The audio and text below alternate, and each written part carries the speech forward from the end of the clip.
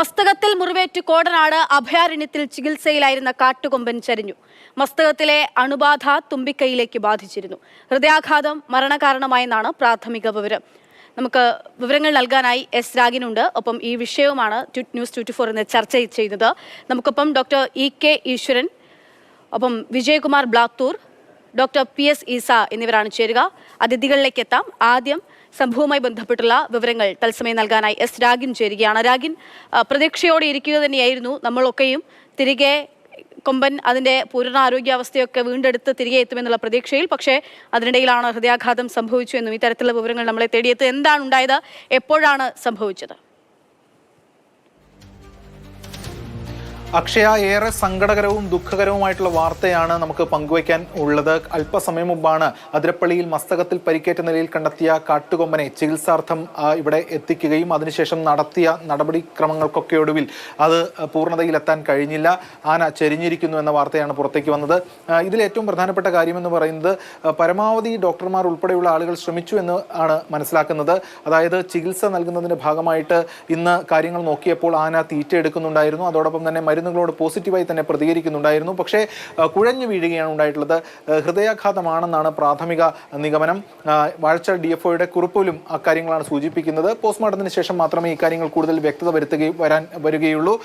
നേരത്തെ അവിടെ നിന്ന് ഇവിടേക്കുള്ള ട്രാൻസ്പോർട്ടേഷൻ അത് തന്നെ ഒരു പ്രധാനപ്പെട്ട ദൗത്യമായിരുന്നു. അത് വിജയകരമായി പൂർത്തിയാക്കിയപ്പോൾ ഏവരും മനസ്സുകൊണ്ട് സന്തോഷിച്ചിരുന്നു. കാരണം ആന ജീവിതത്തിലേക്ക്, അല്ലെങ്കിൽ ആന അത്തരത്തിൽ ആരോഗ്യവാനായി മടങ്ങി വരുമെന്ന ഒരു പ്രതീക്ഷ ഏവർക്കും ഉണ്ടായിരുന്നു. കാരണം അവിടെ മയക്കുവെടിയേറ്റ് ആന നിലത്ത് വീഴുന്നു. അതിനുശേഷം ആന നിലത്ത് വീണപ്പോൾ ആൾക്കാർക്ക്, അല്ലെങ്കിൽ പുറമേ നിന്ന് കാണുന്നവർക്ക് അല്പം ആശങ്കയുണ്ടായിരുന്നു. ഇനി എഴുന്നേക്കുമോ? സാധാരണ നമ്മൾ അങ്ങനെയാണല്ലോ കേട്ടിരിക്കുന്നത്, വീണ ആന എഴുന്നേക്കുക എന്നത് ബുദ്ധിമുട്ടാണ്. പക്ഷേ അതിനുശേഷം ആന എഴുന്നേറ്റു. അവിടെ പഴുപ്പുണ്ടായിരുന്നു ആ ഒരു വ്രണത്തിൽ. അത് പൂർണ്ണമായും ക്ലീൻ ചെയ്ത് ഡ്രസ്സ് ചെയ്താണ് അവിടെ നിന്ന് വിട്ടത്. അതിനുശേഷം വാഹനത്തിൽ ഏകദേശം 1 മണിക്കൂറോളം യാത്രയുണ്ടായിരുന്നു. അത് തരണം ചെയ്ത് ഇവിടെ എത്തി. ആന വളരെ കൂളായി കൂട്ടിലേക്ക് മാറി. അതിനുശേഷം സാധാരണഗതിയിൽ കൂട്ടിലേക്ക് വന്ന ശേഷം ഈ ഡോസ് വിട്ടുമാറുമ്പോൾ ആന അല്പം പരിഭ്രാന്തനാകാറുണ്ട്. പക്ഷേ ഇത് ആയില്ല, കാരണം ക്ഷീണിതനായിരുന്നു. എങ്കിലും ഇന്നലെ രാത്രി വരെ ഡോക്ടർമാർ ആ കാര്യങ്ങളൊക്കെ ചെയ്യുന്നുണ്ടായിരുന്നു. നമ്മൾ ഇന്നലെ രാത്രിയും ഡോക്ടർമാരോട് സംസാരിച്ചപ്പോൾ ഡോക്ടർമാർ അരുൺ സക്രി ഉൾപ്പെടെയുള്ള ടീം ഇന്നലെ രാത്രിയാണ് അവിടെ നിന്ന് മടങ്ങിയത്. എല്ലാ കാര്യങ്ങളും നോക്കുന്നുണ്ട്, പോസിറ്റീവായി പ്രതികരിക്കുന്നുണ്ട്. പക്ഷേ അപ്പോഴും അപകടനില തരണം ചെയ്തിട്ടില്ല എന്ന് അവർ പറയുന്നുണ്ട്. അതിന് കാരണമായിട്ടുള്ളത് ഏറ്റവും 1 അടിയോളം താഴ്ചയുള്ള, അല്ല ആഴത്തിലുള്ള മുറിവ് തന്നെയായിരുന്നു. ശ്വാസമെടുക്കുമ്പോൾ പലതും പുറത്തേക്ക് വിടുന്നതും ആ ഹോളിലൂടെയായിരുന്നു. അതുകൊണ്ട് അതിൻ്റെയൊക്കെയുള്ള പ്രശ്നം ഉണ്ടായിരുന്നു. എങ്കിൽ പോലും കാര്യങ്ങൾ നേരെയായി തന്നെ വരും. 1.5 മാസത്തെ ട്രീറ്റ്മെൻറ്റ് പ്ലാൻ ഒക്കെ വെച്ചിരുന്നതാണ്. പക്ഷേ ഇന്ന് ഏകദേശം ഉച്ചയോടുകൂടിയാണ് ഈ ഒരു ആന ചെരിയുന്ന നിലയുണ്ടായത്. അത് ഹൃദയാഘാതം മൂലമാണ് എന്നാണ് ഡോക്ടർമാർ പറയുന്നത്. തികച്ചും അൺപ്രഡിക്റ്റബിൾ ആയിട്ടുള്ളൊരു കാര്യം തന്നെയാണ്. കാരണം ഈ ചികിത്സയോടൊപ്പം മുന്നോട്ട് നീങ്ങുന്ന ഘട്ടത്തിൽ ഇപ്പോൾ മനുഷ്യർക്കാണെങ്കിൽ പോലും അങ്ങനെ ഹൃദയാഘാതം വന്ന് മരിക്കുന്ന സംഭവങ്ങളൊക്കെ ഉണ്ടാകാറുണ്ട്. അതുപോലെ തന്നെ ഈ കാട്ടാനയ്ക്കും സംഭവിച്ചു എന്ന് വേണം മനസ്സിലാക്കാം. പക്ഷേ നമ്മളെയൊക്കെ സംബന്ധിച്ചിടത്തോളം ആ ഒരു ദൗത്യം വളരെ പ്രധാനപ്പെട്ട ഒരു ഇനമായിരുന്നു. അങ്ങനെ ആന ഇവിടെ എത്തിയത് തന്നെ വളരെ പോസിറ്റീവായി പ്രതീക്ഷയോടുകൂടി കണ്ടതാണ്. ഒരുപാട് പേർ ആ ഒരു പ്രതീക്ഷയൊക്കെയാണ് ഇപ്പോൾ അറ്റുപോയിരിക്കുന്നത്. തീർച്ചയായും ആ പ്രതീക്ഷയാണ് അറ്റുപോയത്. ഞാൻ രാഗിനിലേക്ക് എത്താം. കൂടുതൽ വിവരങ്ങൾ ആവശ്യമായി വരുമ്പോൾ നമുക്കിനി അതിഥികളിലേക്ക് പോകാം. ഡോക്ടർ EK ഈശ്വരൻ, ഒപ്പം വിജയകുമാർ ബ്ലാത്തൂർ, ഡോക്ടർ PS ഈസ എന്നിവരാണ് അതിഥികളായി നമുക്കൊപ്പം ഉള്ളത്. ആദ്യം ഡോക്ടർ EK ഈശ്വരനിലേക്കാണ്. ഡോക്ടർ, നമ്മൾ വലിയ പ്രതീക്ഷയോടുകൂടിയായിരുന്നു കൊമ്പന് ചികിത്സ നൽകിയത്. ആദ്യഘട്ടം നൽകുന്നു, വീണ്ടും 2ാം ഘട്ടം ചികിത്സ നൽകുന്നു. അപ്പോഴൊക്കെ വലിയ പ്രതീക്ഷയുണ്ടായിരുന്നു. പക്ഷേ ഡോക്ടർ അരുൺ സക്കറിയെ പറയുകയും ചെയ്തിരുന്നു അത്ര നല്ല അവസ്ഥയിലല്ല ആനയുടെ ആരോഗ്യമുള്ളതെന്ന്. എന്തായിരിക്കാം സംഭവിച്ചതെന്നാണ് അങ്ങ് മനസ്സിലാക്കുന്നത്? നമസ്കാരം. തീർച്ചയായിട്ടും ദുഃഖകരമായ വാർത്ത തന്നെയാണ്. മസ്തകത്തില് മുറിവും ആ മുറിവ് ഇൻഫെക്ഷനായിട്ടുള്ള ഒരു സാഹചര്യമായിരുന്നു ഈ ആനയ്ക്കുണ്ടായിരുന്നത്. നേരത്തെ ഒരു പ്രാവശ്യം മയക്കുവെടി വെച്ച് അതിന് വേണ്ട മരുന്നുകൾ കൊടുത്ത് തിരിച്ചു കാട്ടിലേക്ക് തന്നെ സുഖം പ്രാപിക്കും എന്നുള്ളൊരു വിശ്വാസത്തിൽ തിരിച്ചു വിടുകയുമായിരുന്നു. ഈ മസ്തകത്തിന്റെ ഒരു പ്രത്യേകത, ആ ഭാഗത്ത് ധാരാളം കുഞ്ഞു കുഞ്ഞു അറകളുണ്ട്. ഒരു തേനീച്ച കൂടിനെ വേണമെങ്കിൽ നമുക്ക് കുറച്ചൊരു വലിപ്പം കൂട്ടി നോക്കിയാൽ എങ്ങനെ ഇരിക്കും, ആ രീതിയിലുള്ള ഒരു ബോൺ സ്ട്രക്ചറാണ് ആ മസ്തകത്തിനകത്ത്. അത്തരത്തിലാണ് എല്ലുകൾ അറേഞ്ച് ചെയ്തിരിക്കുന്നത്. അപ്പൊ അതിനകത്തേക്ക് ഇൻഫെക്ഷൻ ക്രമാതീതമായിട്ട് കടന്നു കഴിഞ്ഞാൽ മരുന്നുകളോട് പ്രതികരിക്കാനുള്ള സമയം കൂടുതലെടുക്കുകയും അല്ലെങ്കിൽ ആ ഇൻഫെക്ഷൻ ശരീരത്തിന്റെ മറ്റു ഭാഗങ്ങളിലേക്ക്, ശ്വാസകോശത്തിലേക്കോ അല്ലെങ്കിൽ രക്തത്തിലേക്ക് തന്നെ സെപ്റ്റിസീമിയ എന്ന് പറയുന്ന ഒരു സ്റ്റേജിലോട്ടൊക്കെ പോകാനുള്ള സാധ്യത വളരെ കൂടുതലാണ്. മാത്രമല്ല ഇവിടെ എനിക്ക് തോന്നുന്നു, ഞാനത് മനസ്സിലാക്കിയെടുത്തോളം ഈ മുറിവ് വളരെ ആഴമുള്ളതായിരുന്നു.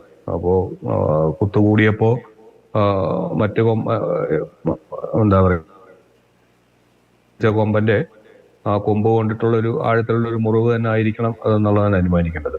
അപ്പൊ അതൊരു ബുദ്ധിമുട്ടുണ്ടാക്കിയത് എനിക്ക് ശരിക്കും ശ്വാസം വലിക്കുന്നത് തുമ്പിക്കൈയിൽ കൂടി അകത്തേക്ക് ശ്വാസം വലിക്കുകയും പുറത്തേക്ക് വിടുകയും ചെയ്യുകയാണ്. അപ്പൊ അതിന് ഒരു ബുദ്ധിമുട്ടുണ്ടായിരുന്നു. കാരണം ഈ ഹോളിൽ കൂടെ ആയിരുന്നു കാറ്റ് പുറത്തു വരികയും അകത്ത് കയറുകയും ചെയ്യുന്നത്. അത് ശ്വാസം വലിക്കുന്നതിനേക്കാൾ കൂടുതൽ വെള്ളം എടുത്ത് കുടിക്കുന്നതിനും തുമ്പിക്കൈ ശരിയായ രീതിയിൽ ഉപയോഗിക്കുന്നതിനുള്ള ഒരു തടസ്സമുണ്ടായിരുന്നു. കാരണം തുമ്പിക്കൈക്കും വേദന മൂലവും ഒരുപക്ഷെ ഇൻഫെക്ഷന്റെ ഒരു ഭാഗമായിട്ടും ശരിയായ രീതിയിൽ തുമ്പിക്കൈ ഉയർത്തി ആന ഭക്ഷണം എടുക്കുകയോ വെള്ളം കുടിക്കുകയോ ചെയ്തിരുന്നില്ല. വെള്ളം തീരെ തന്നെ കുടിക്കാൻ കഴിയാത്തൊരവസ്ഥയുമായിരുന്നു. അപ്പൊ ഇതെല്ലാം കൂടി ആയിരിക്കും ആനയ്ക്ക് ആ ക്ഷീണം കൂടുകയും, മാത്രമല്ല ഇപ്പൊ കാലാവസ്ഥ വളരെ ചൂടുള്ള ഒരവസ്ഥയാണ്. അതുകൊണ്ട് തന്നെ പെട്ടെന്ന് ആ ക്ഷീണം വർദ്ധിക്കാനും കുഴഞ്ഞു വീഴാനുള്ള ഒരു സാധ്യതയാണ് ഇതിനകത്ത് കാണുന്നത്. കാരണം കുറച്ച് ദിവസമായി ആന ഈ ഇൻഫെക്ഷനുമായിട്ട് മല്ലിട്ട് നടക്കുകയായിരുന്നല്ലോ. അങ്ങനെയൊക്കെ ശ്രീ വിജയകുമാർ ബ്ലാത്തൂർ, ഇവിടെ നമ്മൾ ആനയ്ക്ക് അഭയമേകാനുള്ള ഒരു നീക്കമായിരുന്നു നടത്തിയത്. 2 തവണയായി ആ മിഷന്റെ 2 ഭാഗം ഉണ്ടായിരുന്നു. അങ്ങനെ നമ്മൾ വന്യമൃഗമാണ്, അതിനെ നമ്മൾ ചേർത്ത് നിർത്താനുള്ളൊരു ശ്രമമാണ് നടത്തിയത്. പക്ഷെ അത് വിഫലമാവുകയും ചെയ്തു. നമ്മുടെ ആ ഒരു ശ്രമത്തിൽ, നമ്മുടെ ആ ഒരു ഇടപെടലിൽ എന്തെങ്കിലും വീഴ്ച സംഭവിച്ചിട്ടുണ്ടോ? എന്തായിരിക്കാം സംഭവിച്ചത്? എന്താണ് അങ്ങ് ഇതിൽ നിന്ന് നിരീക്ഷിക്കുന്നത്? നമ്മളുടെ ഇടപെടൽ എന്ന് പറയുന്നത് തന്നെ വളരെ അത്യപൂർവമായിട്ടുള്ളതായിട്ടാണ് എനിക്ക് തോന്നുന്നത്. സാധാരണഗതിയിൽ സ്വാഭാവികമായിട്ടും കാടില് സംഭവിക്കുന്ന ഇത്തരത്തിലുള്ള ഫൈറ്റിങ്ങുകൾ അത് ഒരു ജീവിവർഗങ്ങളുടെ ഉള്ളിലൊക്കെ ഉണ്ടാകുന്ന തെരഞ്ഞെടുപ്പിന്റെ മത്സരങ്ങളായിട്ട് നടക്കാറുണ്ടല്ലോ. നമുക്കറിയാം, പല പ്രാവശ്യമായിട്ട് ആനകൾ ഇങ്ങനെ അപകടത്തിൽപ്പെട്ട് മരിക്കാറുണ്ട്, മുമ്പും സംഭവിച്ചിട്ടുണ്ടാകും. അത് സ്വാഭാവികമായിട്ടുള്ള ഒരു സംഭവമാണ്. ഈ ഒരു ഘട്ടത്തിൽ നമ്മളിപ്പോൾ കേരളത്തിലുള്ള പ്രത്യേകിച്ചിട്ടും ഇത്തരത്തിലുള്ള ആനകളോടുള്ള നമ്മുടെ വൈകാരികമായിട്ടുള്ള ഒരു ഇഷ്ടമുണ്ട്. അതിന്റെ കൂട്ടത്തിൽ ഉണ്ടാകുന്ന ഒരു സോഷ്യൽ പ്രഷറും ഒക്കെ കൊണ്ടായിരിക്കാം ഇതിനെ പ്രത്യേകമായിട്ട് പരിഗണിച്ചുകൊണ്ട് അത്തരത്തിലുള്ള ഒരു ആനയെ നമ്മൾ പിടിച്ച് ഡാർട്ട് ചെയ്ത് അതിന് ചികിത്സ നൽകുക എന്നുള്ളത് ചെയ്തത്. ഇപ്പൊ കാട്ടില് ഇത്തരത്തില് മൃഗങ്ങൾ തമ്മിലുണ്ടാകുന്ന ഫൈറ്റിങ്ങുകളിൽ ഉണ്ടാകുന്ന മുറിവുകളൊക്കെ ചികിത്സിക്കാവും, അത് നോക്കി നടത്തുകയും ഒക്കെ ചെയ്യാന്ന് പറയുന്നത് സ്വാഭാവികമായിട്ടും സാധ്യമല്ലാത്തൊരു കാര്യം കൂടിയാണ്. ഇവിടെ കേരളത്തിലെ പ്രത്യേക സാഹചര്യത്തിൽ നമ്മൾ ആനകളോടുള്ള നമ്മുടെ ഇഷ്ടം എന്നുള്ളതും അത് വേദന അനുഭവിച്ചുകൊണ്ട് നടക്കുമ്പോഴുണ്ടാകുന്ന ഒരു സോഷ്യലായിട്ടുള്ള ഒരു വിഷമമുണ്ട്. അതിന്റെ അഡ്രസ് ചെയ്യാനും ഇനി ഭാവിയിൽ ഈ ആന കൂടുതൽ പ്രശ്നങ്ങളിലേക്കും അതിന്റെ വേദന കൂടുകയും ഒക്കെ ചെയ്തു കഴിഞ്ഞാൽ ഏതെങ്കിലും വിധത്തിലുള്ള ഡിസ്റ്റർബൻസ് നമ്മൾ മനുഷ്യർക്കും ഉണ്ടാകുന്ന വിധത്തിൽ അതിൽ നിന്നും വരാനുള്ള സാധ്യത മുൻകണ്ടിട്ട്, അല്ലാതെ അത്തരത്തിലുള്ള ആനകളെ മുഴുവൻ നമുക്ക് ഇങ്ങനെ ഡാർട്ട് ചെയ്ത് കൊണ്ടുവരിക എന്ന് പറയുന്നത് പ്രായോഗികമല്ല. നമ്മളെ സംബന്ധിച്ചിടത്തോളം അറിയാം, ഡാർട്ട് ചെയ്യൽ മാത്രമല്ല, ഇത് സാധാരണ എന്തെങ്കിലും കോൺഫ്ലിക്റ്റ് ഉണ്ടാക്കുന്ന മൃഗങ്ങളെയാണ് ഇങ്ങനെ ഒരു നീക്കം ചെയ്യുന്നത്. ഒരു ചികിത്സക്ക് വേണ്ടിയിട്ട് ഇത്തരത്തിലുള്ള വലിയൊരു മൃഗത്തെ കൊണ്ടുവരിക എന്ന് പറയുന്നത് അത്ര എളുപ്പമുള്ളതല്ല. നമ്മൾ സാധാരണ ഒരു മനുഷ്യനെ കൊണ്ടുപോയിട്ട് ചികിത്സിക്കുക എന്ന് പറയുമ്പോൾ നമുക്ക് ഒരു ആശുപത്രികളുണ്ട്, അവിടെ നേരെ കൊണ്ടുപോവുക, നമ്മുടെ വാർഡിലേക്ക് കടത്തുക, ചികിത്സിക്കാനാണ്. നമുക്കറിയാം, ഇത് ക്രോളുകൾ ഉണ്ടാക്കണം, പുതിയ ക്രോൾ ഉണ്ടാക്കണമെങ്കിൽ അതിൻ്റെ ആയിട്ടുള്ള പ്രശ്നങ്ങളുണ്ട്, വലിയ സമയം പിടിക്കുന്നത് തന്നെയാണ്. പുതിയ മരങ്ങൾ ഉപയോഗിച്ചുകൊണ്ട് അയ്യുക്കാലിയൊക്കെ മുറിച്ച് നാട്ടി അവ തമ്മിൽ കെട്ടാതെ അയഞ്ഞ രീതിയിലും പച്ചമരങ്ങളും ഒക്കെ ഉപയോഗിച്ചുകൊണ്ടൊക്കെ നിർമ്മിക്കുന്ന വളരെ പ്രശ്നമുള്ളതും കുറെ വിഷമമുള്ളതും സമയം പിടിക്കുന്നതല്ല. അതൊക്കെ ചെയ്തതിന് ശേഷമാണ് ആനയെ കൊണ്ടുവരാൻ നമുക്ക് പറ്റുള്ളൂ. അപ്പൊ ഇത്തരത്തിലുള്ള വളരെ സങ്കീർണമായിട്ടുള്ളൊരു പ്രവൃത്തി അതിന്റെ പുറകിലും നടക്കുന്നുണ്ട്. നമ്മൾ കേൾക്കുമ്പോൾ ഡാർട്ട് ചെയ്തു, ആനയെ പിടിച്ചു കൊണ്ടുപോയി വേഗം എവിടെയെങ്കിലും കിടത്തി അതിനെ ചികിത്സിക്കാന്നുള്ള അല്ലെങ്കിൽ നിർത്തി ചികിത്സിക്കാൻ പറ്റുന്ന ഒരു മൃഗമല്ല ഇത്, വലിയ മൃഗമാണ്. ഇതിനെ ട്രീറ്റ് ചെയ്യുക എന്ന് പറയുന്നത്, ഇത്തരത്തിലുള്ള മൃഗങ്ങളെ ട്രീറ്റ് ചെയ്യുക എന്ന് പറയുന്നത് വളരെ അപൂർവമായിട്ടാണ്. ഇത്തരത്തിലുള്ള ഒരു ആനയെ നമ്മൾ തിരിച്ച് കാട്ടിൽ നിന്നൊക്കെ കൊണ്ടുവന്നിട്ട് ചികിത്സിക്കുക എന്നുള്ളത്. ഈ ഘട്ടത്തിൽ ഇത് സ്വാഭാവികമായിട്ട് അതിനെ നേരത്തെ ഈശ്വരൻ സാർ പറഞ്ഞ പോലെ നമ്മളെ തലച്ചോറിന്റെ മസ്തകത്തിന്റെ ഒരു പ്രത്യേകത നമുക്ക് എല്ലാവർക്കും അറിയാം. വളരെ സൈനസിന്റെ ഉള്ളിലുള്ള വലിയ വായു അറകളൊക്കെ ഉള്ളതാണ് ഈ കൊമ്പ്. അതായത് നാസൽ ബോണൊക്കെ ചിലപ്പോൾ പൊടിഞ്ഞിട്ട് ഉള്ളിലോട്ട് കയറ്റിയിരുന്ന പ്ലെയിനിന് അടുത്ത് വരെ എത്തിയിട്ടുണ്ടാകാം. അതുകൊണ്ട് തന്നെ അതിന്റെ ഈ ഇത്തരത്തിലുള്ള അവിടെയുള്ള എനറോബിക് ആയിട്ടുള്ള ബാക്ടീരിയകളൊക്കെ ആയിരിക്കാം ചിലപ്പോൾ ഉണ്ടാകുക. അതിലേക്ക് വീണ്ടും ചെളിയും ഒക്കെ ആന വീണ്ടും അതിലേക്ക് വാരിപ്പൂശുമൊക്കെ ചെയ്യുമ്പോൾ കൂടുതൽ ഇൻഫെക്ഷൻ, കൂടുതൽ സങ്കീർണമാകാനുള്ള സാധ്യത ആദ്യമേ തന്നെ ഉണ്ടായിരുന്നു. അപ്പോഴേ ഇതിനെ നമ്മൾ രക്ഷിക്കാൻ ശ്രമിക്കുക എന്നുള്ളത് മാത്രമാണ് മനുഷ്യരായിട്ടുള്ള നമ്മുടെ മൃഗസ്നേഹം ഉള്ള നമ്മൾക്കൊക്കെ ചെയ്യാൻ പറ്റുന്നത്. അത് വിജയിച്ചില്ല എന്നല്ല പറയേണ്ടത്, അതിന്റെ ശ്രമം നമ്മൾ നടത്തി എന്നുള്ളത് മാത്രമാണ്. സാധ്യതകൾ വളരെ കുറവ് തന്നെയായിരുന്നു. ശരി, ഡോക്ടർ PS ഇസയിലേക്ക് കൂടിയാണ്. ഡോക്ടർ, ഇവിടെ നേരത്തെ ശ്രീ വിജയകുമാർ സൂചിപ്പിച്ചതുപോലെ തന്നെ കാടിനകത്ത് ഈ തരത്തിൽ മൃഗങ്ങൾ തമ്മിൽ പ്രശ്നങ്ങൾ ഉണ്ടാവുകയും അവർ പരസ്പരം ആക്രമിക്കുകയൊക്കെ ചെയ്യുകയും അത് ആ തരത്തിൽ തന്നെ ആ മുറിവുണങ്ങുകയോ അല്ലെങ്കിൽ അതിലൊരാൾ പരാജയപ്പെട്ട് അടുത്തയാൾ അതൊരു സർവൈവൽ ഓഫ് ഫിറ്റ്നസ് വൺ എന്ന് നമ്മൾ പറയുന്നത് പോലെ ഒന്ന് തന്നെയാണല്ലോ. അതിജീവിക്കുന്ന ആൾ അവിടെ നിലനിൽക്കും, മുന്നോട്ട് പോകും. ആ തരത്തിലാണല്ലോ ഈ ഒരു പ്രോസസ്സ് ആകെ ഭൂമിയിലാകെ നടക്കുകയും ചെയ്യുന്നത്. ഇവിടെ ഇപ്പോൾ നമ്മൾ ഒരു തരത്തിൽ കാടിനകത്തേക്കുള്ളൊരു കടന്നുകയറ്റം കൂടിയാണ്, അല്ലെങ്കിൽ ആ തരത്തിൽ മനുഷ്യൻ്റെ ഇടപെടലാണ്. അവിടെ എന്തെങ്കിലും സംഭവിച്ചിട്ടുണ്ടെന്ന് അങ്ങ് കരുതുന്നുണ്ടോ? അല്ലെങ്കിൽ നമ്മൾ ഈ ചെയ്തത് അത് അതിനപ്പുറത്തേക്ക് എന്തെങ്കിലും ചെയ്യാനുണ്ടായിരുന്നോ നമുക്ക്?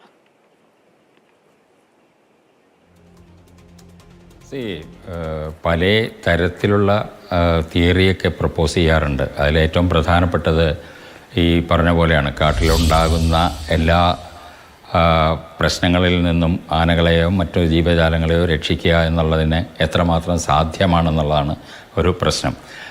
അതൊന്ന്. രണ്ടാമത്, അതിൻ്റെ ആവശ്യമുണ്ടോ എന്നുള്ള വേറെ ഒരു ചർച്ച പലയിടത്തും നടക്കുന്നുണ്ട്. ഇത് പ്രകൃതി നിയമമല്ലേ, പ്രകൃതിക്ക് വിട്ടുകൊടുക്കേണ്ടതല്ലേ എന്നുള്ളൊരു ചോദ്യം കൂടി വരുന്നുണ്ട്. പക്ഷേ പലപ്പോഴും നമ്മൾ ചില വൈകാരികമായിട്ടുള്ള ചില തീരുമാനങ്ങൾ നമ്മൾ എടുക്കേണ്ടി വരും. കാരണം ഒരു ആന, അതും ആന പോലുള്ള ഒരു ജീവിയെ നമുക്ക് വളരെയധികം നമ്മൾ സ്നേഹത്തോടെ ഒക്കെ നമ്മൾ കരുതുന്ന ഒരു ജീവിയെ ഇങ്ങനെയുള്ള എന്തെങ്കിലും പ്രശ്നം വരുമ്പോൾ തീർച്ചയായിട്ടും നമ്മളതിനെ രക്ഷിക്കാനുള്ള ശ്രമങ്ങൾ നടത്തുക എന്നുള്ളതൊരു മാനുഷികമായിട്ടുള്ള പരിഗണന വെച്ചുകൊണ്ട് വളരെ ഇമ്പോർട്ടൻ്റാണ്. പക്ഷേ ഇവിടെ എനിക്ക് തോന്നിയത് ആദ്യത്തെ പ്രാവശ്യം മയക്കുവെടി വെച്ചപ്പോൾ തന്നെ അതിനെ ഒരുപക്ഷെ കൊണ്ടുപോകേണ്ടതായിരുന്നില്ലേ എന്നെനിക്കൊരു സംശയമുണ്ട്. ഈ ക്രാളിലേക്ക് അതിന് തീരുമാനങ്ങൾ എടുക്കേണ്ടത് ആ സമയത്തുള്ള വിദഗ്ധർ തന്നെയാണ്. പിന്നെ ഡോക്ടർ അരുൺ സക്കറിയയും നിതിനും എല്ലാവരും കൂടി ഉണ്ടായിരുന്നു. എന്തുകൊണ്ട് അങ്ങനെ ചെയ്തില്ല എന്നുള്ള ഒരു സാധ്യത, കുറച്ചും കൂടി രക്ഷിക്കാനുള്ളൊരു സാധ്യത ഉണ്ടാകുമായിരുന്നില്ലേ എന്നുള്ളൊരു സംശയം. രണ്ടാമത്, ഈ മറ്റാന കുത്തി എന്നുള്ളത് ഞാനതങ്ങോട്ട് വിഴുങ്ങാൻ ഞാൻ തയ്യാറല്ല. അത് കുറച്ചുകൂടി ഒരു അവിശ്വസനീയമായിട്ടാണ് എനിക്ക് തോന്നുന്നത്. ഓഫ് കോഴ്സ് മെറ്റൽ ഡിറ്റക്ടർ വെച്ചു, അപ്പോൾ ഒന്നും ബുള്ളറ്റില്ല. മെറ്റൽ അവിടെ ബുള്ളറ്റ് അവിടെ ഇരിക്കണമെന്നില്ല, അല്ലെങ്കിൽ എന്തെങ്കിലും ഒരു മെറ്റാലിക് ഇത് അവിടെ ഇരിക്കണമെന്ന് നിർബന്ധമൊന്നുമില്ല. അത് പോയി കാണും, അതിനുള്ള സാധ്യതകളൊക്കെ ഉണ്ട്. അപ്പോൾ അതൊന്ന് അന്വേഷിക്കേണ്ടത് ആവശ്യമാണ്. കാരണം നമ്മൾ സാധാരണഗതിയിൽ വന്യജീവികൾക്ക് കാട്ടിൽ എന്തെങ്കിലും പ്രശ്നമുണ്ടെങ്കിൽ, അതിൻ്റെ ആവാസ വ്യവസ്ഥയിൽ എന്തെങ്കിലും പ്രശ്നങ്ങളുണ്ടെങ്കിൽ നമ്മൾ നോക്കുന്നത് പലപ്പോഴും അതൊരു സാംക്രമിക രോഗമാണോ, മറ്റ് ജീവജാലങ്ങൾക്കും കൂടി ഭീഷണി ഉണ്ടാകുന്നതാണോ എന്നുള്ളതൊക്കെയാണ് നമ്മൾ നോക്കാറ്. ഇത് മുമ്പ് ഒരു പ്രാവശ്യം കുറച്ച് വർഷങ്ങൾക്ക് മുമ്പ് പെരിയാറിൽ ഒരു ആന, അത് ധാരാളം ആനകളെ കൊല്ലുകയുണ്ടായി. സ്വാഭാവികമായും ഡോക്ടർ അത് പരാമർശിച്ച് പോകേണ്ടതുണ്ട്. ഡോക്ടർ സൂചിപ്പിച്ച വിഷയത്തിലേക്ക് തന്നെ വരികയാണ്. മുറിവുണ്ടാവുക, മുറിവുണങ്ങുക, ഇതൊക്കെ പ്രകൃതി നിയമമാണ്. മനുഷ്യന് മാത്രമാണ് ഇതിൽ ചികിത്സയൊക്കെ ഉള്ളത്. മൃഗങ്ങൾ ചികിത്സിക്കാൻ പോകുന്നില്ല. സ്വാഭാവികമായിട്ടും അങ്ങ് നേരത്തെ ചൂണ്ടിക്കാണിച്ചതുപോലെ ആദ്യഘട്ടത്തിൽ നമ്മളൊരു ചികിത്സ നൽകുന്നു, വീണ്ടും ആനയെ കാട്ടിലേക്ക് വിടുന്നു, തിരികെ വിടുകയാണ്. പിന്നീട് അതിൻ്റെ അവസ്ഥ കുറച്ചുകൂടി ഗുരുതരമാകുന്നു, വീണ്ടും അടുത്ത ചികിത്സ നൽകുന്നു. ഇതാണ് നമ്മൾ സ്വീകരിച്ച മാർഗം എന്ന് പറയുന്നത്. പക്ഷേ അങ്ങ് നേരത്തെ സൂചിപ്പിച്ചത് അങ്ങനെ വിടേണ്ടിയിരുന്നില്ല. അങ്ങനെയല്ല, ആദ്യഘട്ടത്തിലെ നമ്മൾ ആനയെ ഏറ്റെടുത്ത് ചികിത്സിക്കാൻ പോവുകയാണെങ്കിൽ ആ തുടക്കത്തിലെ ആ തരത്തിലുള്ള രീതി സ്വീകരിക്കേണ്ടതായിരുന്നില്ലേ എന്നാണോ? അല്ല, ഇതിൽ പല ഘടകങ്ങൾ അനുസരിച്ചാണ് ഇതിൻ്റെ തീരുമാനങ്ങൾ എടുക്കുക. അപ്പോൾ ഒരുപക്ഷെ വെറ്ററിനറി ഡോക്ടർമാരുടെ ആ ഒരു സംഘത്തിന് അവരുടെ ലഭ്യമായിട്ടുള്ള ആ ഒരു വിവരം, അവരാണ് നേരിട്ട് ഇതിനെ കാണുന്നത്, ആ മുറിവിൻ്റെ ആഴം അതെല്ലാം അറിയുന്നത്. പക്ഷേ എനിക്കിപ്പോഴും തോന്നുന്നത് അവരുടെ തീരുമാനം ശരിയോ തെറ്റോ എന്നുള്ളതല്ല, ഒരുപക്ഷെ ആ സമയത്തുള്ള തീരുമാനം അപ്പോൾ അവർക്ക് ശരിയായെന്ന് തോന്നിയെന്ന് മാത്രമേ ഉള്ളൂ. അത് ഒരു പക്ഷേ നമുക്ക് ഒഴിവാക്കാമായിരുന്നു, നമുക്കത് നേരത്തെ തന്നെ കൊണ്ടുപോയാൽ മതിയായിരുന്നു. പക്ഷേ ഇവിടെ ഒരു പ്രശ്നമുണ്ട്. അപ്പോഴും മറ്റ് കുറേ ആൾക്കാരുണ്ടാവും, ആനയെ വെറുതെ പിടിച്ച് കൂട്ടിലാക്കുന്നു എന്ന് പറഞ്ഞിട്ട് ഉള്ള ഒരു വിഭാഗമുണ്ട്. ഇതൊന്നും നമ്മൾ നോക്കേണ്ട ആവശ്യമില്ല. നമ്മൾ ശാസ്ത്രീയമായിട്ടുള്ള വ്യക്തമായിട്ടുള്ള തീരുമാനങ്ങളെടുത്ത് അതിലേക്ക് പോകുക എന്നുള്ളത് തന്നെയാണ്. അതൊരു സാധ്യതയായിരുന്നു. ഞാൻ നേരത്തെ പറഞ്ഞു വന്നത്, ഈ മസ്തകത്തിൽ തന്നെ ആന കുത്തി, അത് വളരെ വ്യക്തമായിട്ട്. കാരണം അതുകൊണ്ടാണ് ഞാൻ പെരിയാറിൽ ഒരു വർഷങ്ങൾക്ക് മുമ്പ് സംഭവിച്ചൊരു സംഭവം പറഞ്ഞത്. അതായത് ഒരാന ഒരു 6ഓളം ആനകളെ പലയിടത്തായിട്ട് കൊന്നിട്ടുണ്ടായിരുന്നു. അതിലൊന്നിലും മസ്തകത്തിൽ കുത്തിയിട്ടില്ല. കുത്തിയതൊക്കെ മറ്റ് ശരീരഭാഗങ്ങളിലൊക്കെയാണ്. അപ്പോൾ ഈ മസ്തകത്തിൽ കുത്തി എന്നുള്ളത്, അതുകൊണ്ടാണ് ഞാൻ പറഞ്ഞത്, അത് വളരെ കൃത്യമായിട്ട് അതിൻ്റെ ആ ഒരു പോയിന്റും ഒക്കെ നോക്കിക്കഴിഞ്ഞാൽ എനിക്കതങ്ങോട്ട് വിഴുങ്ങാൻ തോന്നുന്നില്ല. അത് ഒന്നും കൂടി പരിശോധിക്കേണ്ടതാണ്. കാരണം അങ്ങനെയാണെങ്കിൽ നമ്മൾ കുറച്ചും കൂടി ശ്രദ്ധിക്കേണ്ടിയിരിക്കുന്നു. കാരണം കാട്ടിലുള്ള മറ്റ് ആനകൾക്കും കൂടി ഭീഷണി ഉണ്ടാകാവുന്ന തരത്തിലുള്ള ഒരു പ്രശ്നം അവിടെ ഉണ്ടോ എന്നുള്ളത് നമ്മൾ പരിശോധിക്കേണ്ടിയിരിക്കുന്നു. അതാണ് നമുക്ക് പ്രധാനമായിട്ടും പറയേണ്ട ഒരു സംഭവം അതാണ്. പിന്നെ ഇതൊരു ഒരു ശ്രമമായിരുന്നു വാസ്തവത്തിൽ. ആ ശ്രമം പരാജയപ്പെട്ടതിലുള്ള ഒരു ദുഃഖമാണ് ഉള്ളത്. ഇപ്പോൾ ഒരു വന്യജീവി പോയി എന്നുള്ളതിനപ്പുറത്തേക്ക് പിന്നെ പൊതുവേ ആനകൾക്ക് നമ്മൾ കുറച്ച് കൂടുതൽ പ്രാധാന്യം കൊടുക്കണം. അതും കൊമ്പനാണെങ്കിൽ അതിൽ കൂടുതൽ പ്രാധാന്യം നമ്മൾ കൊടുക്കുന്നുണ്ട്. മറ്റ് ജീവികൾക്ക് എന്തെങ്കിലും സംഭവിച്ചോ എന്നുള്ളതിനെ പറ്റി നമ്മൾ അത്രയധികം കൺസേൺഡല്ല. ഒരുപക്ഷെ ചർച്ച പോലും ഒരു ഫോട്ടോഗ്രാഫോ ഒന്നും ഉണ്ടാവില്ല. യാതൊരു വിവരവും പുറത്തേക്ക് വരിക പോലും ഉണ്ടാവില്ല. ഒരു കാട്ടുപോത്തോ ഇല്ലെങ്കിൽ വേറെ എന്തെങ്കിലുമൊക്കെ മരണപ്പെട്ട് കഴിഞ്ഞാൽ അത് നമുക്ക് ചർച്ച ഉണ്ടാകാറില്ല. പക്ഷെ നമ്മൾ ഒരു വന്യജീവി ശാസ്ത്രത്തിൽ നമ്മൾ എപ്പോഴും നോക്കുന്നത് വന്യമൃഗങ്ങൾക്ക് പകർച്ച വരാവുന്ന സാംക്രമികമായിട്ടുള്ള എന്തെങ്കിലും രോഗങ്ങളുണ്ടെങ്കിൽ അതാണ് നമ്മൾ നോക്കേണ്ടത്. പെട്ടെന്ന് തീരുമാനമാണ്. വനംവകുപ്പ് അതിന് പറമ്പിക്കുളത്ത് അങ്ങനെ എടുത്തിരുന്നു. സ്വൈൻ ഫീവർ വന്നപ്പോൾ പന്നിയെ ഒരു പ്രദേശത്തുള്ള കാട്ടുപന്നികളെ മുഴുവൻ കൊന്നുകളഞ്ഞു. അതാണ് തീരുമാനം, അതാണ് മാനേജ്മെൻറ്റ്, അതാണ് പരിപാലന രീതികൾ. അപ്പോൾ അതിനെക്കുറിച്ചാണ് കുറച്ചും കൂടി കൂടുതലായിട്ട് വനം വകുപ്പും അതുമായി ബന്ധപ്പെട്ട പ്രവർത്തിക്കുന്നവരൊക്കെ ശ്രദ്ധിക്കേണ്ട ഒരു കാര്യമാണ്. അത് വളരെ ഭംഗിയായിട്ട് ചെയ്യാറുണ്ട്.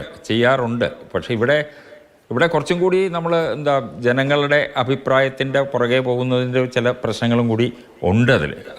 പക്ഷെ അത് ആവശ്യമാണ്. കാരണം വൈകാരികമായിട്ടുള്ള ചില ശ്രമമായിരുന്നു. ആ ശ്രമമാണ് പരാജയപ്പെട്ട് പോകുന്ന അവസ്ഥയിലേക്ക്, അല്ലെങ്കിൽ അതിന്റെ അവസാനം പരാജയം ഉണ്ടാകുന്നു എന്നുള്ളതാണ്. പക്ഷെ അതിനിടയിൽ നമ്മൾ മറ്റെന്തെങ്കിലും കൂടുതൽ കാര്യങ്ങൾ ശ്രദ്ധിക്കേണ്ടതുണ്ടായിരുന്നു. ഇനി ഇത്തരത്തിലൊരു വീഴ്ച സംഭവിക്കാതിരിക്കാൻ, അല്ലെങ്കിൽ ഇത്തരത്തിലൊരു ദുഃഖമുണ്ടാകുന്ന അവസ്ഥ ഉണ്ടാകാതിരിക്കാൻ എന്തു ചെയ്യാനാകുമെന്നുള്ളത് തന്നെയാണ് നമ്മൾ ചർച്ച ചെയ്യുന്നത്. ഞാൻ അതിഥികളിലേക്ക് അതിവേഗം തിരികെ വരാം. Doctor EK ഈശ്വരനിലേക്കാണ്. ഡോക്ടർ, ഇവിടെ നമ്മൾ രക്ഷാപ്രവർത്തനം നടത്തുന്നതിനിടയിൽ ജീവികൾക്ക്, വന്യമൃഗങ്ങൾക്ക് ഇത്തരത്തിൽ ജീവൻ നഷ്ടമാകുന്നു, അല്ലെങ്കിൽ മറ്റേതെങ്കിലും മിഷന്റെ ഭാഗമായിട്ട് ജീവൻ നഷ്ടമാകുന്നു. നമ്മൾ ആ തരത്തിലല്ല, എല്ലായിടത്തും നമ്മൾ പോസിറ്റീവായിട്ട് തന്നെയാണ് മിഷൻ നടത്താറുണ്ടെങ്കിൽ പോലും ഇത് ആദ്യമല്ല. സമീപകാലത്തെ ഇത് നോക്കുമ്പോൾ ഇവിടെ ചികിത്സ എന്നുണ്ടെങ്കിൽ മറ്റു പലയിടങ്ങളിലായി നമ്മൾ ഈ തരത്തിൽ നമ്മൾ അവലംബിക്കുന്ന രീതിയുടെ പ്രശ്നം എന്തെങ്കിലും ഉണ്ടോ? എന്തെങ്കിലും പാളിച്ചകളാണോ നമുക്ക് പറ്റുന്നത്? എങ്ങനെയാണ് നമ്മൾ ഈ കാര്യങ്ങളെ കൈകാര്യം ചെയ്യുക, അല്ലെങ്കിൽ കൂടുതൽ ജാഗ്രതയോടെ കൈകാര്യം ചെയ്യേണ്ടത് എങ്ങനെയാണ്? ഒരു പാളിച്ച എന്ന് നമുക്ക് പറയാൻ കഴിയില്ല. പ്രത്യേകിച്ച് ഇഞ്ചേർഡ് ആയിട്ടുള്ള ആനിമൽസ് അതിനെന്തെങ്കിലും സ്വാഭാവികമായിട്ടുള്ള ഒരു ജീവിതത്തിന് തടസ്സം വന്ന് കാടിന് പുറത്ത് വരികയോ അല്ലെങ്കിൽ കൂട്ടം തെറ്റി നടക്കുകയൊക്കെ ചെയ്യുമ്പോഴാണ് നമുക്കതിനെ അസുഖമാണെന്ന് കണ്ടെത്താൻ തന്നെ കഴിയുന്നത്. അപ്പോൾ തന്നെ കുറച്ച് സമയം താമസിച്ചിട്ടുണ്ടാവും. അപ്പോൾ അതുകൊണ്ട് ഇതിനകത്തൊരു പാളിച്ചയുടെ ഒരു പ്രശ്നമില്ല. പക്ഷെ ഇതിനകത്ത് ഒരു ഒന്ന് രണ്ട് കാര്യങ്ങൾ. ഒന്ന്, മൊത്തത്തിൽ മൃഗങ്ങളും മനുഷ്യനും തമ്മിലുള്ളൊരു കോൺഫ്ലിക്റ്റ് അല്ലെങ്കിൽ ഇന്ററാക്ഷൻ കൂടിയിട്ടുണ്ട്. അപ്പൊ അതുകൊണ്ട് തന്നെ കുറച്ചുകൂടി ഒരു സയന്റിഫിക് ഇൻപുട്ടോട് കൂടിയുള്ള കുറച്ചുകൂടി സമയമെടുത്ത് ആലോചിച്ചുകൊണ്ടുള്ള ഒരു animal management policy forest department ഉണ്ടാവേണ്ട ഒരു സമയമായിട്ടുണ്ട്.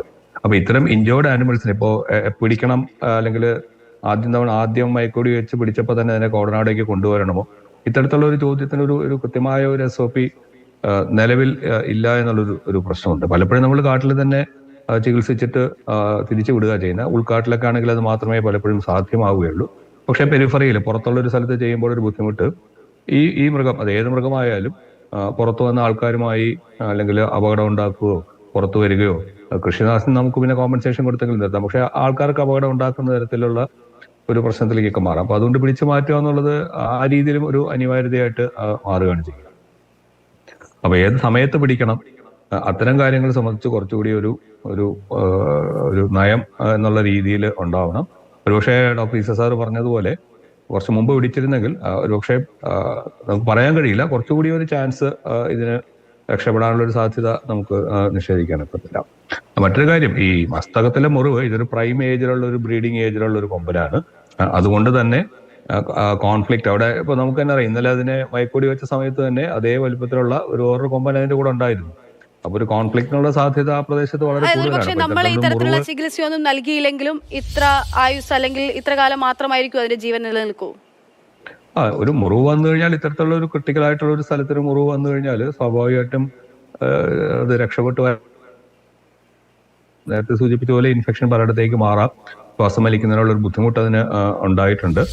പിന്നെ വേറൊരു കാര്യം ഓഫീസർ സാർ പറഞ്ഞുകൊണ്ട് ഞാൻ ചോദിക്കുന്നത്, ഇപ്പൊ മനുഷ്യന്റെ കാര്യത്തിലായാലും മൃഗങ്ങളുടെ കാര്യത്തിലായാലും ഇത്തരത്തിലുള്ള മരണമോ മുറിവോ ഒക്കെ സംഭവിക്കുമ്പോൾ അത് കുറച്ചുകൂടി ഒരു ഇൻവെസ്റ്റിഗേഷന്റെ ഒരു ആവശ്യകതയുണ്ട്. മറ്റ് സാധ്യതകൾ 100% എന്താ പറയുക, ഇൻവെസ്റ്റിഗേഷനിൽ കൂടി വേറെ പോച്ചിങ്ങോ അല്ലെങ്കിൽ അങ്ങനെയുള്ള ഒരു സാധ്യതകളൊന്നും ഇല്ല എന്നുകൂടി ഉറപ്പുവരുത്തേണ്ട ഒരു ആവശ്യമുണ്ട്.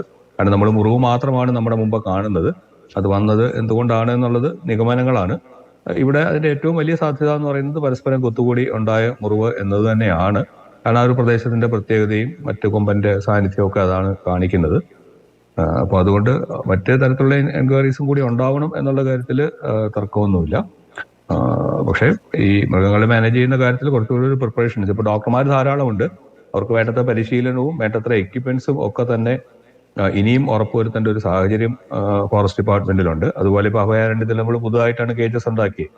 അപ്പൊ ഇത്തരത്തിലുള്ള റീഹാബിലിറ്റേഷന് സ്ഥിരം സംവിധാനങ്ങൾ ഉണ്ടാവേണ്ട ഒരു സമയമുണ്ട്. പണ്ടൊക്കെ അതിനുള്ള പ്രപ്പോസൽസ് ഉണ്ടായിരുന്നു, പല കാരണങ്ങൾ കൊണ്ടും അത് നീണ്ടുപോകുന്നുണ്ട്. ഇത്തരം റീഹാബിലിറ്റേഷൻ ഈ കോടനാട് ഒരു ക്യാമ്പിന് പുറത്ത് തന്നെ കാടിനുള്ളിൽ കുറെ കൂടി ഒരു സ്വാഭാവികമായിട്ടുള്ള ഒരു ആവാസ വ്യവസ്ഥയിൽ ഇത്തരം റീഹാബിലിറ്റേഷനുള്ള ഇത്തരം പിടിക്കുന്ന ആനിമൽസിനെ പാർപ്പിക്കുകയും റീഹാബിലിറ്റേറ്റ് ചെയ്യുകയും തിരിച്ച് കാട്ടിലേക്ക് വിടാൻ. ഇവിടെ മനുഷ്യന്റെ ഇന്ററാക്ഷൻ കൂടുതലായിരിക്കും കോടനാട് പോലുള്ളൊരു സ്ഥലത്ത്. അപ്പൊ അത്തരത്തിലുള്ള ചികിത്സാ കേന്ദ്രങ്ങൾ നേരത്തെ കുറച്ചൊക്കെ അതിന്റെ കാര്യങ്ങൾ മുന്നോട്ട് പോവുകയും ചില സ്ഥലങ്ങൾ ഐഡന്റിഫൈ ചെയ്ത് അതിന്റെ പ്രവർത്തനം തുടങ്ങുകയൊക്കെ ചെയ്യുന്നു. പക്ഷെ പല കാരണങ്ങളുകൊണ്ടും അത് നിന്ന് പോയിട്ടുണ്ട്. അപ്പൊ അത്തരത്തിലുള്ള ഒരു മുന്നൊരുക്കങ്ങൾ ഇതുണ്ടാവുമെന്നുള്ള പ്രതീക്ഷയുള്ള മുന്നൊരുക്കങ്ങൾ കുറച്ചുകൂടി കാര്യക്ഷമമാക്കുകയും പ്രാവർത്തികമാക്കുകയും ചെയ്യണം. RRTകൾ പോലുള്ള പുതിയ സംവിധാനങ്ങൾ വന്നത് വളരെ ആശാവഹമായ കാര്യം. വിജയകുമാർ ബ്ലാത്തൂരിലേക്കാണ്, അദ്ദേഹം ശാസ്ത്രലേഖകൻ കൂടിയാണ്. ശ്രീ വിജയകുമാർ, ഇവിടെ ഡോക്ടർ ചൂണ്ടിക്കാണിച്ച പോലെ എന്ത് സംഭവിച്ചു എന്നതിലൊരു അന്വേഷണം അത് നമ്മൾ നടത്തേണ്ടതുണ്ട്. ഒപ്പം തന്നെ മുന്നൊരുക്കത്തെ പറ്റിയൊക്കെ അദ്ദേഹം പറഞ്ഞു. നമ്മൾ വയനാട്ടിലെ കടുവയെ നമ്മൾ കണ്ടു. കടുവ സ്വാഭാവികമായിട്ടും അവിടെ മനുഷ്യജീവൻ എടുത്തിട്ടുള്ള കടുവയാണ്. അവിടെ ആ തരത്തിലുള്ള പ്രശ്നങ്ങൾ നിലനിൽക്കുന്നതുകൊണ്ട് തന്നെ കടുവ നമ്മുടെ പ്രഖ്യാപിത ശത്രുവാണ്. പക്ഷെ അതിനപ്പുറത്തേക്ക് മനുഷ്യനെ പോലെ തന്നെ ഇവിടെ ജീവിക്കാനുള്ള എല്ലാ അവകാശവും ഒക്കെയുള്ള മൃഗങ്ങളാണ്. ഇവിടെ ഇതാ ഒരു ആന ഇപ്പോൾ ചരിഞ്ഞിരിക്കുന്നു. ആനയ്ക്ക് നമ്മൾ കരുതലേകിയതാണ്, അതിനിടയിലാണ് സംഭവിച്ചതെന്ന് പറയുന്നു. പക്ഷേ അതിനപ്പുറത്തേക്ക് ഒരു അന്വേഷണമോ അതിനപ്പുറത്തേക്ക് കൂടുതൽ എന്താണ് ഉണ്ടായതെന്നതിനെപ്പറ്റി ആരും അതിനെപ്പറ്റി ചിന്തിക്കാനോ അല്ലെങ്കിൽ ആ തരത്തിലുള്ള റിപ്പോർട്ടുകളോ ഒന്നും തന്നെ നമുക്ക് പിന്നീട് ലഭ്യമാകുന്നില്ല. കാരണം നമ്മൾ മനുഷ്യൻ സേഫാണ് എന്ന് ഉള്ള ഒരു സ്വയം ബോധത്തിൽ നിന്നോ പിന്നീട് ചോദ്യങ്ങൾ ഉയരുകയും ചെയ്യുന്നില്ല. അവിടെ നമുക്ക് എന്ത് ചെയ്യാൻ സാധിക്കും? ആനയുടെ കാര്യത്തിൽ ഇപ്പോ സാറ് വളരെ ഈ കാര്യത്തിൽ വിദഗ്ധരായിട്ടുള്ള രണ്ടുപേരാണ് സംസാരിച്ചത്. അപ്പോഴും അതിലെ ഒരു സംശയത്തിന്റെ ആനുകൂല്യമാണ് അദ്ദേഹം പറയുന്നത്. നമ്മളിപ്പോ വനംവകുപ്പ് പറയുന്ന അത് ഞാൻ പൂർണ്ണമായിട്ടും വിഴുങ്ങാൻ തയ്യാറല്ല. സ്വാഭാവികമായിട്ടും അവിടെ കൊമ്പ് കൊണ്ടതായിരിക്കാനുള്ള ഒരു സാധ്യതയാണ് മുന്നോട്ട് വെച്ചത്. അതല്ലാതെ ഏതെങ്കിലും വിധത്തിലുള്ള പോച്ചിങ് അങ്ങനെ ഒരു വെടി വെക്കുകയാണെങ്കിൽ ഉണ്ടാകുന്ന മുറിവ് ഇത്തരത്തിലുള്ളതാണോ, അങ്ങനെയായിരുന്നെങ്കിൽ അതിന്റെ എന്തെങ്കിലും മെറ്റൽ പാർട്ട് ഉണ്ടാവുക, അതൊക്കെയാണ് ആദ്യം ചെയ്യാൻ പറ്റുന്നത്. അത് ചെയ്ത് കാണുമെന്നാണ് ഞാൻ കരുതുന്നത്. അങ്ങനെയുള്ള മെറ്റൽ ഡിറ്റക്ടർ ഉപയോഗിച്ചുകൊണ്ട് പരിശോധിക്കുന്നു, മുറിവിന്റെ സ്വഭാവം മനസ്സിലാക്കുന്നു. അപ്പോൾ മുറിവിന്റെ ഉള്ളിൽ ഏതെങ്കിലും വിധത്തിലുള്ള പാർട്ടുകൾ ഉണ്ടോ എന്നുള്ളത് ഇനി ഇതിൽ മൂലം ഉണ്ടായിരിക്കുന്ന ബോണുകൾക്ക് ഉണ്ടായിരിക്കുന്ന ഡാമേജ് ഒക്കെ പോസ്റ്റ്മോർട്ടത്തിന്റെ ഭാഗമായിട്ട് മനസ്സിലാക്കാൻ പറ്റുമെന്ന് നമുക്ക് ഊഹിക്കാം. അപ്പോൾ അങ്ങനെയാകുമ്പോൾ അത് കൃത്യമായിട്ട് എന്തുകൊണ്ടായിരിക്കും, ഇതാർക്കും മറച്ചു വെക്കേണ്ട ഒരു കാര്യം ഉണ്ടാവുമെന്ന് എനിക്ക് തോന്നുന്നില്ല. കോച്ചിങ് ആണെങ്കിൽ വളരെ ഗൗരവത്തോടെ ആ ഒരു കാര്യം ചർച്ച ചെയ്യേണ്ടതും ഇത്തരത്തിലുള്ള മറ്റാനകൾക്കും ഇങ്ങനെ സംഭവിക്കാനുള്ള അദ്ദേഹം സാറ് പറഞ്ഞ പോലെ ഒരാന തന്നെ പലപ്പോഴും കുത്തിയിട്ട് ഇതുവരെ മസ്തകത്തിന് കൊണ്ടില്ല എന്നുള്ളത് കൊണ്ട് ഒരു പ്രാവശ്യം മസ്തകത്തിന് കൊണ്ടുകൂടാ എന്നുമില്ലല്ലോ. അങ്ങനെയൊരു സാധ്യതയുണ്ട്. അപ്പോൾ ഏതായിരിക്കും ശരി എന്നുള്ളത് കൃത്യമായിട്ടുള്ള ഒരു പഠനത്തിലൂടെ നമുക്ക് തീർച്ചയിലേക്ക് എത്തേണ്ടത് തന്നെയാണ്. അതുപോലെ തന്നെ ഡോക്ടർമാര് തീരുമാനം എടുക്കുന്നത് ഇപ്പോൾ ആ ഒരു ഘട്ടത്തിൽ ചിലപ്പോൾ അതിനു മുമ്പ് തന്നെ ക്രോളിന്റെ നിർമ്മാണം നടന്നു കാണില്ല. അപ്പോൾ ആ ഒരു ഘട്ടത്തിൽ ഇതിനു മുമ്പ് ആനയുടെ അവസ്ഥ എന്താണെന്ന് മനസ്സിലാകുന്നതിന് മുമ്പ് ക്രോൾ നിർമ്മിക്കുകയും അല്ലെങ്കിൽ അതിനെ ഡാർട്ട് ചെയ്യാൻ തീരുമാനിക്കുകയും ചെയ്താൽ സാർ തന്നെ പറഞ്ഞ പോലെ ഇവിടെ അപ്പോൾ തന്നെ ഒരു സോഷ്യൽ മീഡിയയിലും ഒക്കെയുള്ള വലിയ ഈ ഒരു കുഴപ്പമില്ലാതെ ആനയെ പിടിച്ചു കെട്ടിക്കൊണ്ടുപോയി എന്ന് പറഞ്ഞിട്ടുള്ള ഒരു വലിയ ക്യാമ്പയിൻ വരും. ഇനി ആ സമയത്തും അങ്ങനെ അതിന് കൊണ്ടുപോകുന്ന സമയത്തും ഡാർട്ടിങ്ങിൽ ഉണ്ടാകുന്ന വലിയ നമുക്കറിയാം അതിന്റെ പ്രതിസന്ധി എന്താണെന്ന്. ഡാർട്ടിങ് എപ്പോഴും 100% സക്സസ് ആവുകയോ അല്ലെങ്കിൽ അതിനെ കൊണ്ട് ഇത് ആനക്ക് കുഴപ്പമൊന്നും വരാതിരിക്കണം എന്നില്ല.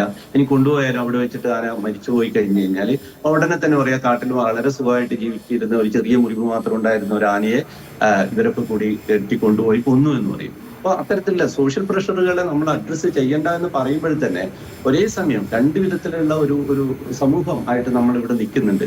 സയൻസിന്റെ വഴി തിരഞ്ഞെടുക്കണം എന്ന് പറഞ്ഞു കഴിഞ്ഞാൽ സയൻസിന്റെ വഴി തിരഞ്ഞെടുത്ത ഉടനെ പറയും നമ്മൾ ഇതല്ല, നമ്മൾ ഒരു മനുഷ്യർ ചിന്തിക്കേണ്ടത് അങ്ങനെയാണ്. ഇപ്പോൾ സയൻസിന്റെ വഴിയാണെങ്കിൽ ചിലപ്പോൾ നമുക്ക് അതിന്റെ ഭാവിക്ക് വിടാമായിരുന്നു. അത് പറ്റില്ല. നമ്മൾ സോഷ്യൽ പ്രഷറിന്റെ ഭാഗമായിട്ട് തന്നെയാണ് അതിനെ പിടിക്കുന്നത്. ഇപ്പോൾ കടുവയുടെ കാര്യത്തിലാണ്. കടുവയെ അപ്പോഴ് വേറൊരു കടുവ വന്നിട്ട് അതിനെ മാന്തി കൊന്നു എന്ന് പറയുമ്പോഴും ഉടനെ പറയുന്നു അങ്ങനെ പെട്ടെന്നൊരു കടുവ വരിക. നമുക്കറിയാം ഇപ്പോഴവിടെ വീണ്ടും ആ കടുവ ഉണ്ട്. അപ്പം ഒരു തരത്തിലുള്ള വളരെ സങ്കീർണമായിട്ടുള്ള ഒരു അവസ്ഥയിലേക്ക് കൂടിയാണ് വനംവകുപ്പിലെയും അതിലുള്ള പ്രവർത്തിക്കുന്ന ഡോക്ടർമാരും ഒക്കെ കടന്നു പോകുന്നത്. കേരള സമൂഹത്തിൽ ഇത്തരത്തിലുള്ള ചിലപ്പോൾ വന്യമൃഗങ്ങളോടുള്ള നമ്മൾ അമിതമായിട്ടുള്ള ഒരു സയൻസിനോ അല്ലെങ്കിൽ അത്തരത്തിലുള്ള വിദഗ്ധന്മാർക്കോ വിട്ടുകൊടുക്കാത്ത വിധത്തിലുള്ള ഒരു തരം ഇമോഷണൽ ആയിട്ടുള്ള അടുപ്പങ്ങൾ സൃഷ്ടിക്കുന്ന വിധത്തിൽ, ഇന്നലെ ആയാലും അതിനെ ചേർത്ത് പിടിച്ചു എന്നൊക്കെ പറയുന്ന വിധത്തിൽ നമ്മൾ ഈ ഒരു നറേറ്റീവുകൾ ഉണ്ടാക്കുമ്പോൾ മനുഷ്യ സമാനമായിട്ടുള്ള സ്വഭാവങ്ങളൊക്കെ മൃഗങ്ങളിൽ ചാർത്തി കൊടുക്കുകയും അത്തരത്തിലുള്ള വൈകാരികതക്ക് മുന്നിട്ട് നിൽക്കാൻ വേണ്ടി അവസരം കൊടുക്കുമ്പോൾ വീണ്ടും ഈ പ്രശ്നം സങ്കീർണമാകും എന്നാണ് ഞാൻ വിചാരിക്കുന്നത്. ശരി, ഡോക്ടർ PS ഇസയിലേക്ക് കൂടിയാണ്. ഡോക്ടർ, ഈ മസ്തകത്തിലേറ്റ മുറിവിനെ പറ്റിയാണത്. കൊമ്പന്റെ കുത്തുകൊണ്ടതല്ലെങ്കിൽ മറ്റെങ്ങനെയായിരിക്കാം ആ മുറിവ് സംഭവിച്ചിട്ടുണ്ടാവുക? ആ മുറിവിന്റെ സ്വഭാവം കണ്ടിട്ട് അങ്ങേക്ക് മറ്റെന്തെങ്കിലും അനുമാനങ്ങളോ ഒക്കെ ഉണ്ടോ അതിൽ? അല്ല, ഇതാണ് ഞാൻ പറഞ്ഞത്. അത് നേരിട്ട് കണ്ട വെറ്ററിനറി ഡോക്ടർമാരുടെ ആ ഒരു അനുമാനത്തിനോടാണ് കുറച്ചുകൂടി യോജിക്കാനായിട്ട് എനിക്ക് താല്പര്യം. പക്ഷേ ഇത്തരം ഒരു മുറിവ് അവിടെ ഉണ്ടാകാനുള്ള സാധ്യത വളരെ വളരെ കുറവാണെന്നാണ് ഞാൻ വിശ്വസിക്കുന്നത് ഈ ഫൈറ്റിങ്ങിലൂടെ. കാരണം ഈ വന്യജീവികൾ തമ്മിൽ എപ്പോഴും ഒരു ഫൈറ്റിംഗ് ഉണ്ടാകുമ്പോൾ അവർ ടാർഗറ്റ് ചെയ്യുന്ന ശരീരത്തിൻ്റെ ചില ഭാഗങ്ങളുണ്ട്. അത് വളരെ കൃത്യമായിട്ടായിരിക്കും അതിൻ്റെ ആ ഭാഗങ്ങളായിരിക്കും എപ്പോഴും ടാർഗറ്റ് ചെയ്യുക. അതിപ്പോൾ മറ്റ് ആനകളിൽ മാത്രമല്ല മറ്റു മൃഗങ്ങളിലാണെങ്കിലും അവിടെയൊക്കെ ആ ഒരു പാർട്ടിന് ചില പ്രത്യേകതകളൊക്കെ ഉണ്ടാവും. അതനുസരിച്ചിട്ടാണ് അത് ചെയ്യുക. അതിനെപ്പറ്റിയുള്ള ശാസ്ത്രീയമായിട്ടുള്ള ചില വിവരണങ്ങൾ തന്നെ ലഭ്യമാണ്. പക്ഷേ അതിനു മുമ്പ് ഞാൻ ഒരു കാര്യം കൂടി പറഞ്ഞോട്ടെ. ഈ രാഷ്ട്രീയത്തിലെന്ന പോലെ തന്നെ വന്യജീവികളോടുള്ള സമീപനത്തിലും നിതാന്ത ശത്രുവോ മിത്രമോ ഇല്ല. അതുകൊണ്ട് അതിനെ നമ്മളൊരു കടുവയെ ഒരു ആജന്മ ശത്രുവായി നമ്മൾ പ്രഖ്യാപിച്ചു എന്ന് പറയുന്നതിൽ വലിയ അർത്ഥമുണ്ടെന്ന് തോന്നല്ല. മറ്റൊന്ന്, നമ്മൾ അതുകൊണ്ടാണ് ഈശ്വരൻ പറഞ്ഞ ഒരു സംഭവം അതാണ്. ഒരു സാധ്യത, ഒരു പോച്ചിങ്ങിൻ്റെ ഒരു ബുള്ളറ്റ് ഷോട്ടിൻ്റെ ഒരു സാധ്യത, അത് റൂൾ ഔട്ട് ചെയ്യണം. അത് നമ്മളൊന്ന് ഇൻവെസ്റ്റിഗേറ്റ് ചെയ്യണം. അത് നമ്മൾ തള്ളിക്കളയണ്ട. അതൊന്ന് ശ്രദ്ധിക്കേണ്ട ഒരു സംഭവം തന്നെയാണ്. അതിൻ്റെ ആ മുറിവിൻ്റെ ലക്ഷണങ്ങളൊക്കെ കണ്ടിട്ട് അങ്ങനെ ഒരു സാധ്യതയുണ്ട്. ആ പോയിൻറ്റും ആ സ്പെസിഫിക് സ്ഥലങ്ങളും ഒക്കെ. പിന്നെ മറ്റൊന്ന്, ഈ വൈൽഡ് ലൈഫ് ഡിസീസ് മാനേജ്മെൻറ്റ് നമ്മളിപ്പോഴും ശൈശവദശയില. നമ്മളിങ്ങനെയുള്ള പ്രശ്നങ്ങളുണ്ടാകുമ്പോൾ, എന്തെങ്കിലും ആ മൃഗങ്ങൾക്ക് കാട്ടിൽ രോഗം ഉണ്ടാകുമ്പോൾ മാത്രമേ നമ്മൾ സംസാരിക്കാറുള്ളൂ. ഈവൻ ഒരു പോളിസി, നയപരമായിട്ടുള്ള തീരുമാനങ്ങളിൽ പോലും അത് ഈശ്വരനൊക്കെ പണ്ടുതൊട്ടേ പറയും. അവസാനമായിരിക്കും ഈശ്വരനെ പോലെയുള്ള വിദഗ്ധരായിട്ടുള്ള വെറ്ററിനറി ഡോക്ടേഴ്സിന് സംസാരിക്കാൻ പോലും അവസരം കിട്ടുക ഈ മാനേജ്മെൻറ്റിൻ്റെ തീരുമാനങ്ങളിലൊക്കെ. അപ്പോൾ അതിന് നമുക്ക് കുറച്ചും കൂടി നന്നാക്കണം. ഇപ്പോൾ ഒരാനയ്ക്ക് പ്രശ്നമുണ്ടായി മയക്കോടി വെച്ചു, ചികിത്സിച്ചു, അതല്ല വൈൽഡ് ലൈഫ് ഡിസീസ് മാനേജ്മെൻറ്റ് എന്ന് പറഞ്ഞാൽ അതിനും അപ്പുറത്തേക്കാണ്. നമ്മൾ കണ്ടിന്യൂസ് ആയിട്ടുള്ള സ്ഥിരമായിട്ടുള്ള മോണിറ്ററിങ് സംവിധാനങ്ങളുണ്ട്, നിരീക്ഷണങ്ങൾ വേണം. ആ നിരീക്ഷണങ്ങളിലൂടെ മാത്രമേ ധാരാളം പഠനങ്ങളൊക്കെ ഇതിൽ വരേണ്ടതുണ്ട്. അപ്പോൾ നമ്മൾ കുറച്ചും കൂടി അതുപോലെ തന്നെ വെറ്ററിനറി ഡോക്ടേഴ്സ് മാത്രമായിട്ടുള്ള ഒരു സംഭവമല്ല അത് ഇക്കോളജിസ്റ്റുകളും എല്ലാവരും കൂടി ചെയ്തിട്ടുള്ള ഒരു കമ്പാർട്ട്മെൻ്റലൈസ്ഡ് ആയിട്ടുള്ള സംഭവമല്ല വേണ്ടത്. അതൊരു ഇൻ്റഗ്രേറ്റഡ് ആയിട്ടുള്ള എല്ലാവരും കൂടി ചേർന്നിട്ടുള്ള ചില പഠനങ്ങളാണ്. അത് മിക്ക വളരെ പ്രസിദ്ധമായിട്ടുള്ള വിദേശത്തുള്ള നാഷണൽ പാർക്കുകളിലൊക്കെ അത്തരമാണ്. അങ്ങനെയാണ് വന്യജീവി പരിപാലനത്തിൻ്റെ സമീപനം, അതിലേക്കുള്ള സമീപനവും അതിലൂടെയാണ് അവർ കൂടുതൽ വിവരങ്ങൾ ശേഖരിക്കുകയും കൂടുതൽ വളർച്ച നേടുകയും ചെയ്തിട്ടുള്ളത്. നമ്മുടെ അവിടെ അങ്ങനെയൊന്നും സംഭവിച്ചിട്ടില്ല. മയക്കുവെടി വെക്കുക എന്നുള്ള ഒരൊറ്റ ഇത് മാത്രമല്ല വന്യജീവിയുടെ ആരോഗ്യ പരിപാലനം എന്ന് പറഞ്ഞാൽ. അതിനപ്പുറത്തേക്കാണ്. അത് എന്താ പറയുക, സ്ഥിരമായിട്ടുള്ള ഒരു സംവിധാനം നമുക്ക് ആവശ്യമാണ്. കൂടുതൽ ഇക്കോളജിസ്റ്റുകൾ വേണം. അതുപോലെ തന്നെ വെറ്ററിനറി ഡിസീസസിൽ ഉള്ള ആളുകൾ വേണം. അതിപ്പോൾ പാരസൈറ്റോളജി ആയാലും മറ്റുള്ള എല്ലാത്തിലും ഉള്ള വിദഗ്ധരൊക്കെ നമുക്ക് ആവശ്യമാണ്. അവർ കൂടി ചേർന്നിട്ടുള്ള ഒരു കമ്പൈൻഡ് ടീമിൻ്റെ ഒരു എഫേർട്ട് വേണം നമുക്കിവിടെ. ശരി എന്തായാലും ഡോക്ടർ സൂചിപ്പിച്ച പോലെ തന്നെ വന്യജീവി പരിപാലനത്തിൽ നമ്മൾ കുറച്ചുകൂടി മുന്നോട്ട് പോകേണ്ടിയിരിക്കുന്നു. ഇങ്ങനെയല്ല, സ്ഥിരമായൊരു സംവിധാനം നമുക്ക് വേണമെന്നുള്ളത് തന്നെയാണ് 3 അതിഥികളും സൂചിപ്പിച്ച. ഒരുപാട് നന്ദി. ഡോക്ടർ ഇ.കെ. ഈശ്വരൻ, വിജയകുമാർ ബ്ലാത്തൂർ, ഒപ്പം തന്നെ ഡോക്ടർ പി.എസ്. ഈസ നമുക്കൊപ്പം സംസാരിച്ചതിന്.